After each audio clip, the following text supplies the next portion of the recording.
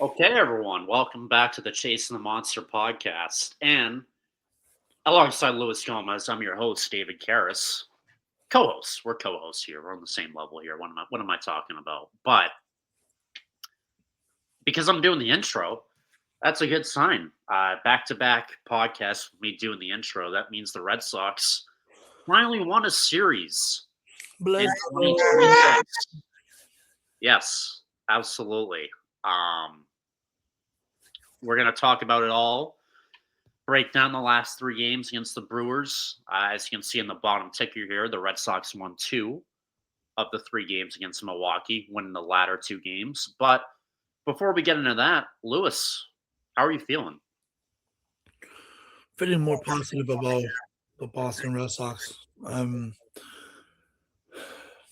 be honest, it's a step forward. Um, it kind of hurts because like we could have won the sweep, to be honest, but we gave away game one. But I would take the series win for sure. I would take it. But yeah, we're playing better. We're playing better, and we're looking better. Yeah, I'm the same exact way where it probably could have, or it definitely could have, and probably should have been a sweep. But I'm just happy we're able to win the last two games of the series. And, 4-8 obviously still isn't great, but it feels good to win a couple games in a row also for the first time this season. So, For the first time. right, long time coming. Um, and yeah, hopefully we can carry this momentum into the next series. Um, we're gonna do what we always do though, break it down game by game, starting with game one, then going to games two and games three.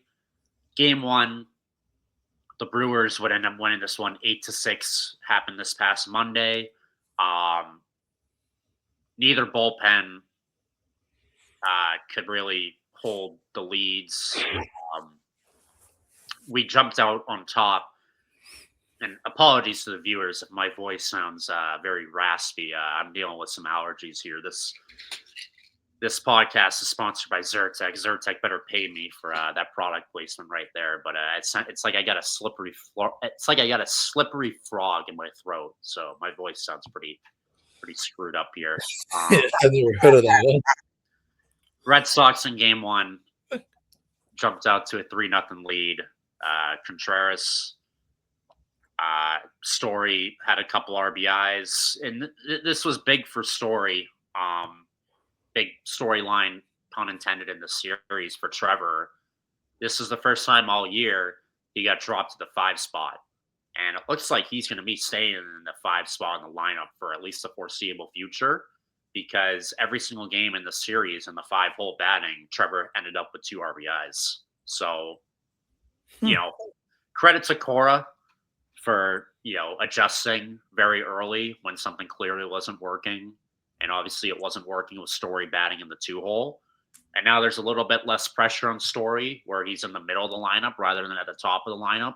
And so far he's answering the bell. I mean, he only has one hit in all three of those games, but he has 2 RBIs in each of those games. So since moving to the 5-hole, he has 6 RBIs. I mean, you got to keep him there for now. Like you can, like you have to, just for the luck of it. Because I'm not gonna lie with you. Story has been unlucky recently, very unlucky. He's been striking out a lot, but he's also been hitting the ball hard, and he hasn't been. He's hitting the ball hard straight at people, but you know, he's now the hits are dropping after he got moved to the 5 hole. So it's like you got to keep him there. You have to, especially. I don't know. I feel like the lineup looks way better, and I think it's way better. It gives Story more time to, like get more ready against the pitcher because yes, you could prepare yourself. Oh, I'm facing this guy. I'm facing this guy tomorrow, but it's so different when you're like, what if his changeup is on? What if his changeup is not that good that day? You know what I mean? What if like, oh, the best pitch he has one day before the game, his best pitch is a sinker, and that sinker's not even his best pitch that day. So maybe being in the 5 hole is better for him, gives him more opportunity of like like the guys um, Roman hits and Yoshida hits, and it's like, oh, they could give him the information like, oh, his sinker looks nasty. Oh, his changeup looks different, does this and that, and it prepares him, maybe gives him more time to be more ready and to look you know for that to attack even better. So I think that could also be a part of it. So, and specifically in this first game was the beef between Wilson Oof. Contreras and the Brewers, and I know you've been dying to talk about this, Lewis. Some stats for you with Contreras versus the Brewers is that he's been hit 24 times in his career by Milwaukee and 6 times in his career from Woodruff himself. And the sixth time that he got hit happened on Monday. He was not happy at all that he got hit. And he took his anger out on David Hamilton at second base, basically committing a takeout slide on the former Red Sox infielder, ripping his pants. And the Brewers do not appreciate that much at all. And it ended up being a screaming match between Contreras and the Brewers, mostly the Brewers dugout. Nothing came of it. No benches cleared. But Lewis, if you want to take it from here, uh, Contreras had some quotes after the game as well that raised some eyebrows. I mean, to be honest, I loved it. You loved it. Hell yeah! Like we needed it. This team of ours we were acting a little bit weird. We looked too weird, to be honest. I'm like too plain, too boring. We needed something to fire us up, especially like I love that he right away, like maybe he probably didn't do it for the team. He probably did it because he's pissed off. But like you could take that as a motivation as well. Like, oh, we gotta come here and kick some ass tomorrow. You see what I mean? So it could be that as well. If not, but I think he was just mad because you cannot just react like that for fun. You know what I mean? And I don't know. Have you realized that he's a person that he's very emotional. You could tell even by getting walked, he's like backflipping. It's like, damn, this guy does it all. I noticed that too. I guess I've never seen reports of him being an issue in the clubhouse with his attitude, and I'm not saying that has ever been a problem with Contreras, but it's definitely true that he wears his heart on his sleeve. He's a very passionate player, and what he was saying after the game, where if the Brewers hit him one more time, he's going to take someone out, like that. That's a message. I was hoping for something too. I'm not gonna lie. Like I don't advocate for violence, but we needed, to your point, Lewis, we needed something to wake us up because at the time we were 2-8. Like if it's a brawl that's got to wake us up, it's a brawl. I mean, maybe the most infamous, maybe the most important moment in Red Sox history in the 21st century was that brawl between Veritek and Arod, because after that we went on to win our first World Series in 86 years, and we've won 4 championships since then total in this century. So That's sometimes a brawl is needed to fire up a team. no, I mean that's part of it, but it's like he's a very emotional guy. You could definitely tell. He's more like I like the way he plays the game. I like it, to be honest. I'm literally maybe thinking of getting his jersey because to be honest, he's one of my favorites right now. Well, and look, and I'm a big Roman Anthony fan, but it's just like I don't know, man. Like there's something about him that I like. I like how he plays the game. Roman Anthony is just like he's really good and stuff, but like Roman Anthony doesn't play the game like that. You know what I mean? A different type of game they're playing. Also Roman Anthony is just like his first full year, like different. I bet you Wilson Contreras wasn't playing when he was a big leaguer. When he was like on his full year. But I like it. You know what I mean? Tired. We haven't had a guy like that in a while. Like if you think about it, like Bregman isn't like that. Devers wasn't like that. Devers didn't even speak. But you know what I mean? Like I'm talking about like guys like like the level of them, with Devers and Bregman, that level. But I liked it. I like the tell that he's doing his best to win the ball game. For those keeping track at home, that is now the second time Lewis has mentioned Devers this season on a podcast. So for those of you keeping track, it's mentioned number two. But to, to your point, um, yeah, it's different strokes for different folks. Like Contreras is a guy that can fire up a clubhouse. I mean, really, maybe the last guy on the Red Sox, unless I'm missing someone, Joe Kelly. Maybe Joe Kelly's the last guy that could fire up a team like that or play with a lot of emotion. Before that, probably Big Poppy. I can't think of anyone else in the 2020s. Let So me I'm see. all Manny, Manny back in the day, but like Pedro. recently, I don't know. I think Joe Kelly's got to be the last person. I can't think of anyone else. It's not Mookie Betts for sure. No, and I mean Kike. I don't really think Kike did was really like that.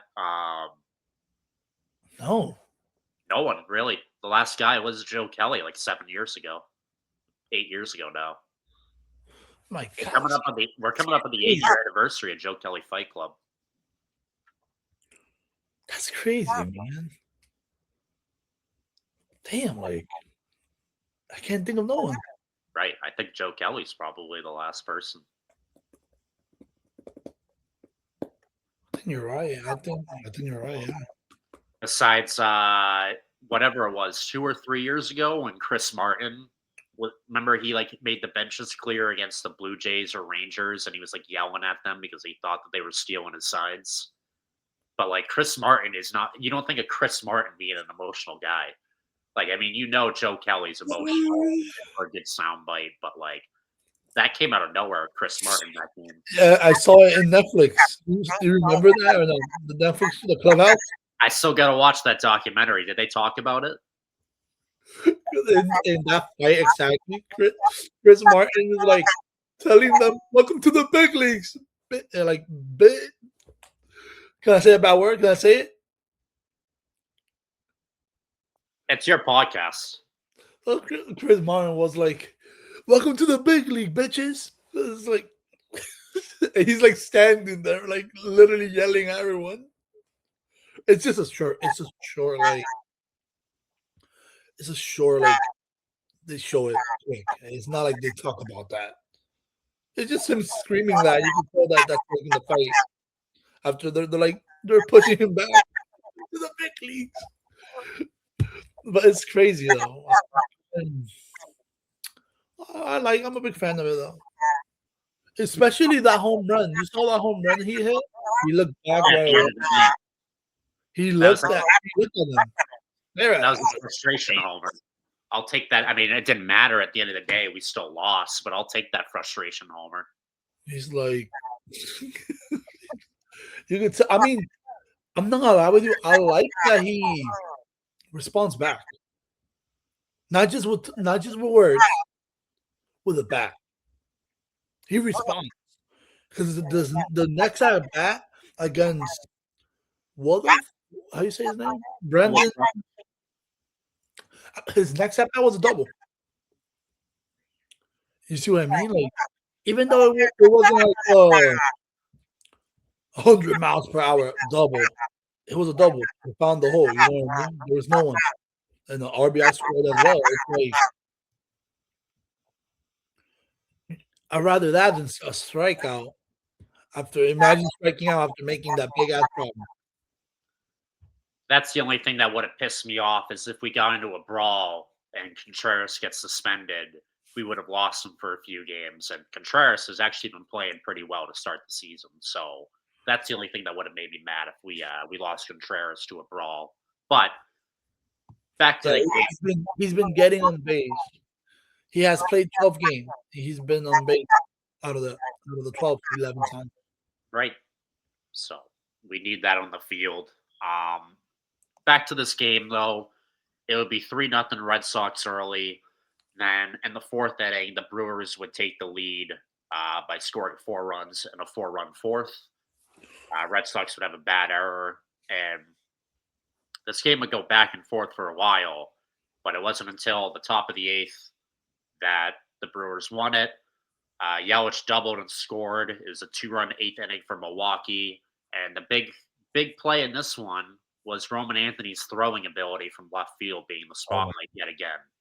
This was not a good throw at all from Roman and left. Yelich had just touched third base, I believe, by the time Anthony threw it, and the ball didn't even reach the grass in between the infield and the catchers and home plate. It skipped to Durbin, who was the cutoff guy, and it just Lewis. It just looked so discombobulated. It just looked so stiff and so uncomfortable. Like that throw just did not look comfortable at all. And as we can see, it was not a good throw. And Roman Anthony, to his credit, owned that after the game, but he's going to have to be better, and he's going to have to get better quickly with throwing. yeah. Apparently, it's not a like a injury problem with him or anything like that. It's just Well, mechanical. mechanics and footwork. So yeah, I mean, being honest with you, as a former baseball player, Durbin has to do better lining up with home plate. He because Roman Anthony sometimes an outfielder goes with like sees the third baseman, for example, and you go like straight to the you try to hit the you're trying to hit the cutoff man. Not trying to, but the third baseman is gonna line up with a home plate, like with a catcher. So it's just like it's all straight. You know what I mean? It's just all straight. The outfielder grabs it, he sees Durbin's, and Roman just has to go, on top of Durbin's. But like if Durbin is is perfect with catcher, Roman's gonna go like it's gonna go straight. But Durbin did a bad job there. If you realize, like Durbin's Roman Anthony threw it to kind of like Durbin's, not like to him, but like Durbin has to get out there and line himself, perfect like with a catcher. And Durbin did a bad job there. And people maybe there's some outfielders that they go through with that, like they go with like I gotta go over him, but like Durbin is gonna get straight with a catcher, and I just gotta but Durbin, if you see it with Durbin, when Roman has the ball in his hands, Durbin is still like going to the right, like trying to line himself and stuff like that. And Roman throws it to him actually, and that's what. And Durbin couldn't even catch it because when Roman released the ball, Durbin was a little bit like to the left, but he was going to the right, and that's why the ball left. Because he got to do a better job at that as well. But also Roman got to throw it hard. I don't know. He got to also like because I feel like that was they really risked it. They tried it. They went for it. You know what I mean? They were like, we're gonna win this game or not because it's not even that far. On a regular basis, you wouldn't leave there. But it's like, okay, Roman's been having trouble with the arm. We're definitely gonna test him out right here. Because if Roman has a good like average throw right there, that's an out. Because he was really close from the outfield. You know what? You think I'm wrong or right? It's a tough one. I mean, yeah, I think as a whole, there's got to be better communication from the infield and the outfield 100% on that play. And I think it's just a mixture of a lot of things. Like, A good throw with a bounce would have been nice. yes, and I don't know if it's like a mental thing, like they call it the yips with Roman Anthony, where now it's just starting to get into his head. Like he had one bad throw, and now it's starting to, snowball a little bit. I don't know if that's part of it. I don't think so. But another thing, I think Really, I wonder if it's just still an adjustment to playing left field now full time because, like, I just did a quick baseball savant search the other day, and it's completely went over my head. Most of the 70 games that Roman Anthony played last season were spent in right field, and now he's playing a different corner of the outfield. I think there's just a little bit of an adjustment there as well. Personally, that's a theory I have. Also, Yeah, I feel like maybe catching the fly balls will be harder, but it's not even like a catching fly balls. The problem is just the throw. throwing. It makes it's kind of like hard to like okay, you're having better throws at right field. Now left field is closer to home. You're having worse throws. It kind of makes no sense in a way. It's like because it seems more like arm strength. That seems the problem. It could be mechanical as well. Maybe he's trying too much. Maybe he's holding the ball too hard. It could be that as well. Don't get me wrong, but it's so like silly of him. Like, was such a good hitter, and it's like I feel like throwing the ball shouldn't be that hard for him. And he's like, you're such a good ass hitter, but you're having problems with it. But it could be mechanical as well. Like, I think it's more so like mechanical and footwork. I mean, maybe a little bit of the yips too, but he'll figure it out as the season goes on. I feel like he does it too much, to be honest. Like he grabs it, then goes like We need him to figure it out he too. goes too much. I feel like he does this, and then he goes. You know what I mean? So I feel like some infielders are more like they wait, catch it, and then like a L and release it. You know what I mean? I feel like he goes like from here, and like the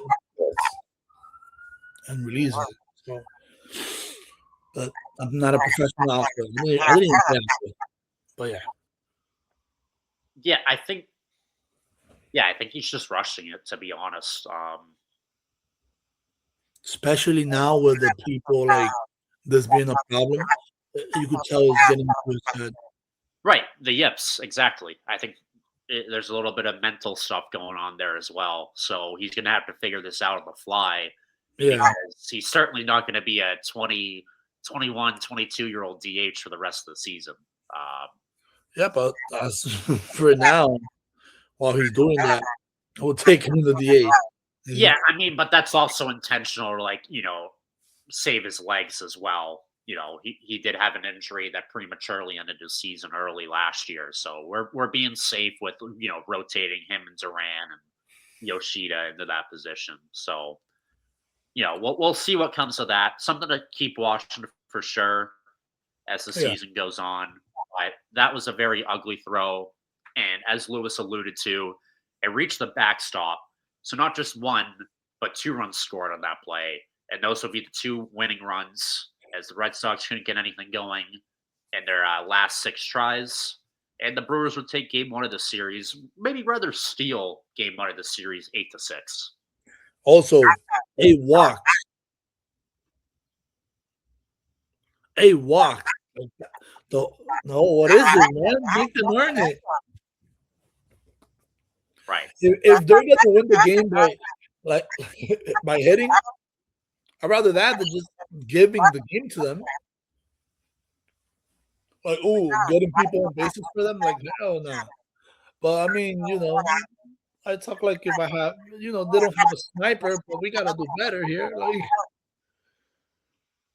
but I'm not gonna lie with you, Bayo, he looks nastier than before, but he's walking. He's walking people now.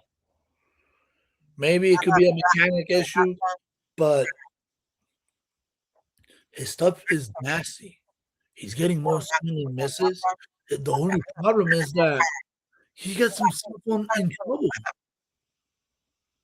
Right. Too much traffic on the bases. Yeah, it's not even like they're not even hitting him. He's the one getting himself into it. It's like he walked David Hammond. You see what I mean? And then against Yelich, he actually he strikes them out and stuff like that against the good hitters. But then, like when he's facing the bottom of the lineup, it's like, bro, watch. You see, like like I said, I've been watching Bale, and I love what he's doing. Like the ball's coming out great off his hands, but if they're gonna win the game, they better freaking hit. Don't freaking give them free bases. No. But do you agree with me? If I feel like if Bale fix that, he could be really intimidating, to be honest. Yeah, I mean, I think he had almost like 20 whiffs, Bayo, in that Monday game, which is crazy. And to your point, they showed a graphic during the broadcast on Nesson on Monday where he went from only getting swing and misses 20% of the time last year. And, albeit it's only been a couple starts so far this season, but his whiff percentage is like at 41% or something like that. 41%. So, I mean, it's completely flipped around. So I think that's something great to watch, keep watching with Bale. If he can keep that up, I mean, yeah, that's just another element to his game where we're gonna need that because if you can keep getting hitters to swing and miss, get them frustrated, that's only a good thing as a pitcher. So No, yeah, because he looks very nasty. Very nasty. He looks really good. Like his changeup, third ball, he looks very good. But like he pitched 3.1 innings and he had 5 strikeouts. He had 4 walks.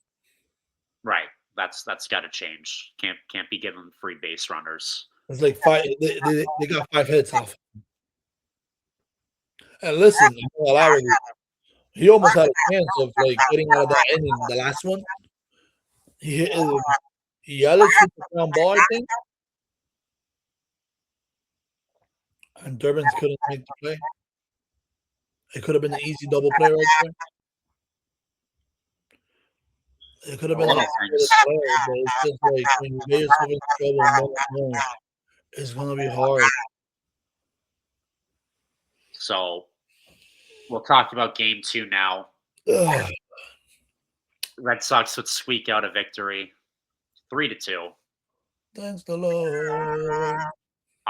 Red Sox would only get 3 hits in this game, but still win. No, I mean it was your ace. It was a really good pitcher. You know what I mean? Crochet 6 1/3, and yeah, I mean, how do you pronounce Jacob Mizorowski? We'll go with that. Apologies, Yeah. but he dominated. I mean, he was great. So was Crochet. Crochet, We saw strikeout against Contreras. what is it? The strikeout. Oh yeah, yeah. I mean, he Such was a at dirty move, bro. When you're gonna talk, at least like look at him in the eyes. He's saying like "fuck you" and stuff like that. He's walking out of the freak. He doesn't even have the boss to look at Wilson in the eyeballs and say it to him. You know what I mean? right. He's like, "Yeah, fuck you," and he's like yelling and stuff, walking to the dugout. Like, you better walk to the dugout. He doesn't have like the balls to stand there and like say it. At least if you're talking like that, you know what I mean? At least. He was adding fuel to the fire for sure by doing that. Luckily, Contreras did not engage. No, he was looking. Your controls is definitely staring at him, but I would have loved that guy to look at him. That would have been a crazy brawl. No, especially because it's like that's crazy. Like, what are you doing? You know what I mean? It's like, bro, you think you're tough now? The next at bat, Wilson had a base hit right away off of him. You see what I mean? Like, bro, Wilson was the first base hit we got, I think. But like, it's like, bro, what are you doing? and then they face each other again. We walk too often, but it's really like I didn't like that. Bro's like saying "fuck you" and stuff, but literally running to the dugout. Like that's very manly. So Crochet though was also good. Talking about the starting pitchers, he had 7 strikeouts over 6 1/3 innings. He would leave with the bases loaded. Ended up 2 of those runs being earned, credited towards Crochet. But just what we needed out of our ace was just him, getting a quality start in, and he did just that. Zach Kelly would come in and pitch, and he would get out of it. He would get the final 2 outs of that 7th inning. Um, uh, Before that, though, in the 6th inning, Story again in that 5 hole had a 2-run double down the left field line, gave the Red Sox a 2-0 lead. Um, it would go to 3-0 after Durbin would get an RBI ground out, and then it would go Zach Kelly in the 7th, Whitlock in the 8th, and then Chapman in the 9th, and that was the winning formula for the Red Sox. Wasn't the prettiest victory by any means, but I mean, that's the pitching though. Is one of the best, two of the best pitchers of pitching. You know what I mean? right. That's the type of game you expect. That's how we're probably going to win most of our games this year. It's just dominant pitching and timely offense. That's what we're going to have to No, do. especially against the Brewers pitcher. He's a really good pitcher, man. You know what I mean? He was nasty. It was really cold and throwing 101.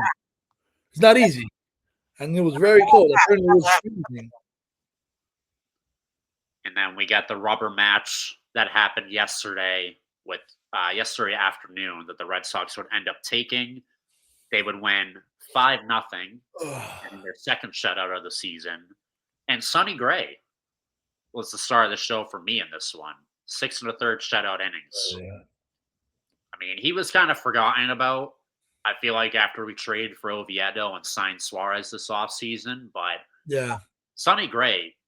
People were comparing him to Walker Buehler on the second start, on his first start of the year. Way too premature. Anyone who said that should be ashamed of themselves. Literally everyone. And I mean, that's all we can ask for out of Sonny Gray. And it was Shane Drohan making his MLB debut for the Brewers against the Red Sox, the team that just traded him away not too long ago. And the Sox were able to get 3 runs across the board against Drohan. He walked Monasterio and Durbin to load the bases, the 2 guys that he was traded for. And it was just some small ball there in that 3rd inning. Contreras with the walk, infield single from Abreu, sac fly from Story. 3 runs scored in that 3rd inning off Drohan. And then we had some ABS stuff happen in the 7th. It was initially thought that Ortiz on the Brewers was going to walk and load the bases to make things interesting for Milwaukee, but we challenged the call, and the pitch was overturned to a strikeout in the inning end. So we finally used ABS right for the first time in a while. It feels like. Yeah, we did, man. That's good. Well, it looks like we're having. We're like we're adapting to it better now. We're not using it like in the beginning that we were doing a well job. But I'm glad to see that we're like actually being smart with it. And I think we're getting. I don't want to say we're getting lucky. That's not the right word. But things are starting to break our way when it felt like nothing was going our way to start the season. Yeah. I'm not even talking just ABS, but Caleb Durbin, to throw out an analytic there. Caleb Durbin's batting average on balls in play through the first 10 games was at .091. The league average is .300. So what that means is that he's hitting the ball. He's just getting unlucky with where he's hitting it. So the hits are going to start to come. Hell yeah. Completely blowing the doors off him specifically, no. But I feel more and more confident every day with Caleb Duran at the plate, and that's the same for all our guys. Like all our guys' BABIPs, or most of our guys' BABIPs, were super low. That's gonna go up. It's just the ebbs and flows of a baseball season. Across 162 games, unless you're one of the best players of all time, you're gonna have slumps. Hell yeah, it's part of it, man. And the big thing, they don't ask. They don't ask when it's gonna happen. It just happens. And the Red Sox would add two more runs in the bottom of the seventh here. Another successful replay challenge, this time by Cora. Durbin was originally called out on a double play, but he beat the throw to first. Inning continued. And as I said, the Red Sox would win this one 5-0, taking the final two games of the series to beat Milwaukee, the best team they faced so far, and the team that had the best record in baseball last season. Yes, sir. Step forward, man. The Brewers were tied for the best record this year when they split up at 4. And, we played against the Padres. Now they're struggling, playing worse baseball than the Brewers. So we didn't want to split against them. But, it definitely looks like we're figuring things out. And we're playing better baseball.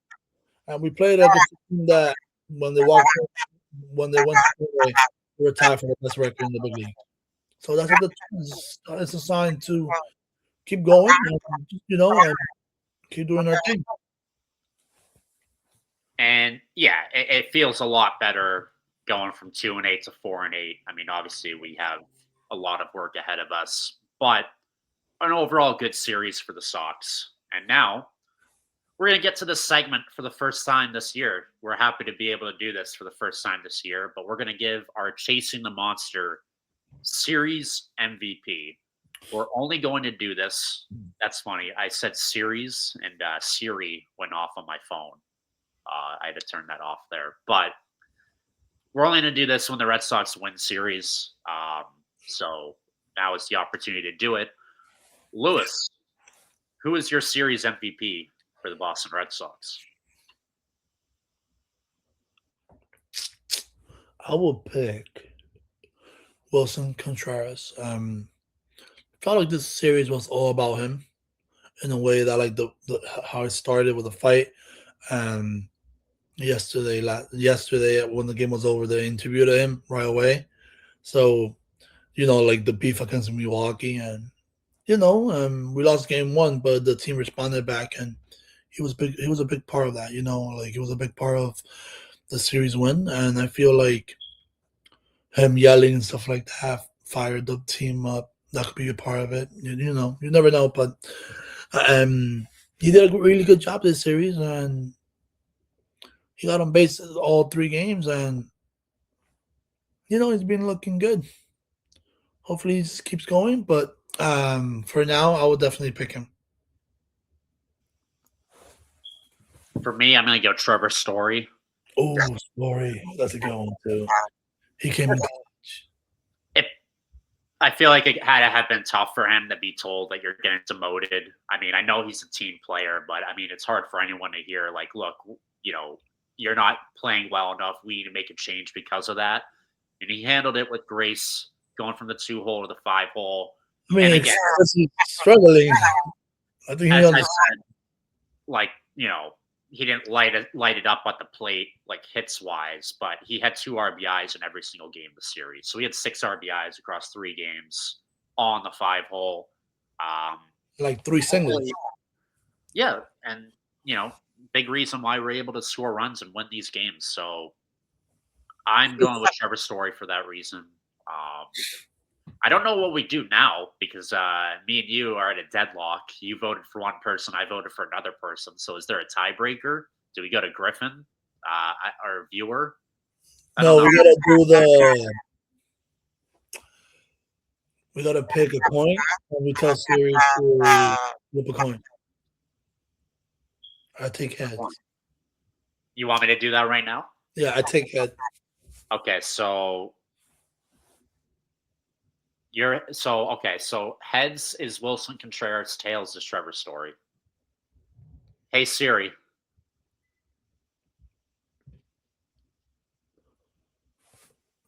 Flip a coin, heads or tails.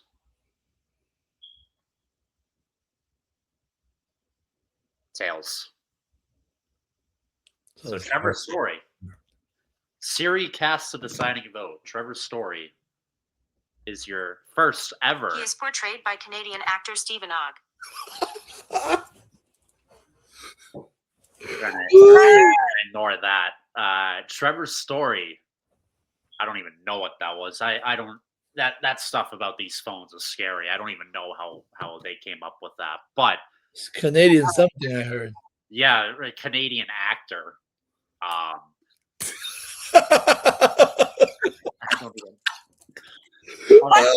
What a way to do the first annual ETM Series MVP award. I mean, the way you reacted, man. That's an all timer there. That if we had a Chase the Monster bloopers page, that would go on that. But Trevor's Story, by way of a tiebreaker, is your first ever Chase the Monster Series MVP. So Trevor's Story, congratulations to you. It's quite the honor, and we'll see if there will be more for him. So gonna watch him and be like, bro, what was that about? So it's your reaction. Doesn't make me laugh. Like I've been told I'm good. I'm good at giving reactions like that. So hopefully, I'm glad I entertained you with that. Hopefully, I entertained the viewers with that as well. All right, we're gonna wrap up with some, or actually, before we do that, Lewis, we can talk about the next upcoming series against St. Louis. Red Sox have an off day today, but they're back at it in Missouri tomorrow, Saturday, and Sunday against the Cardinals. It's Connolly Early versus Dustin May on the bump tomorrow night. Former Red Sox legend, Dustin May. And Saturday, so the first game's at 8:15 tomorrow night Eastern. Saturday, also my birthday, is at 7:15 p.m. Eastern. It's Ranger Suarez on the bump for Boston versus Kyle Leahy for the Cardinals.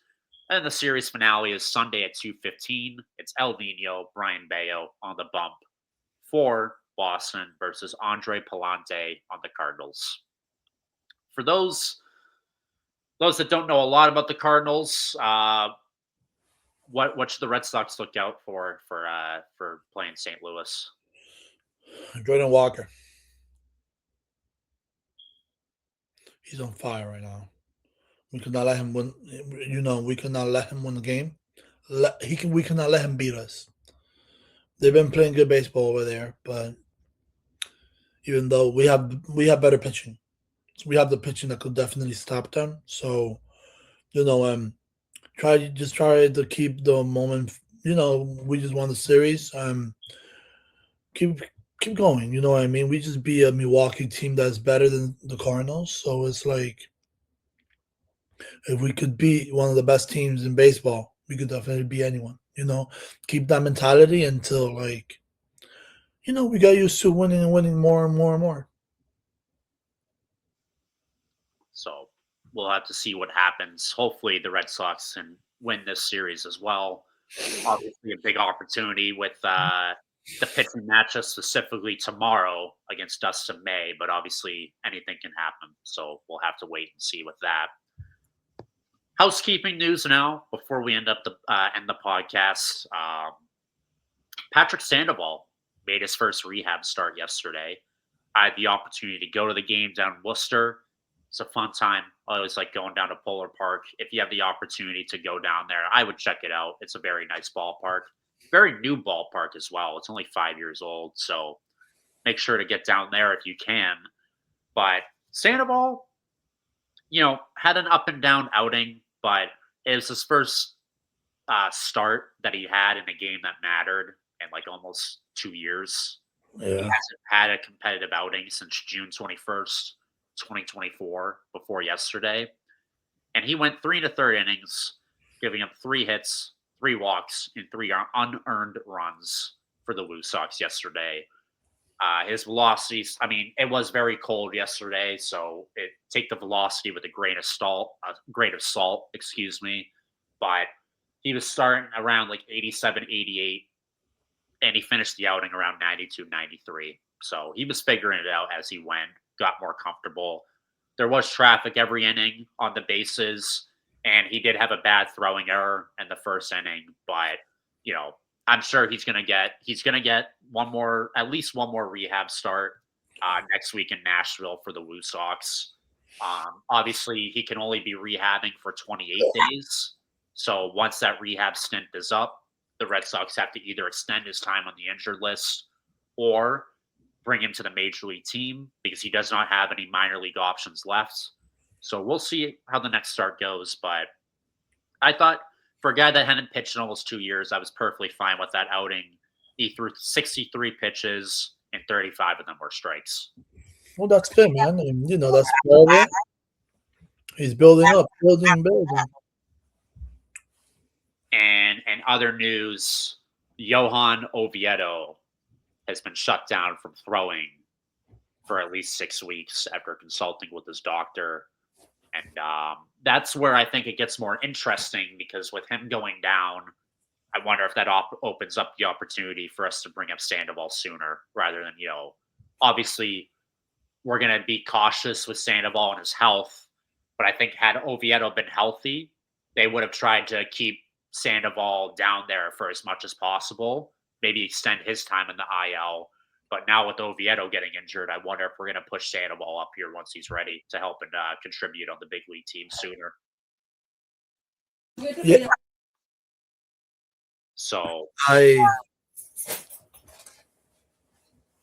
mean, I think we gotta give him time, and we gotta see because in 6 weeks, you said 6 weeks, right? Yep, 6 weeks without throwing.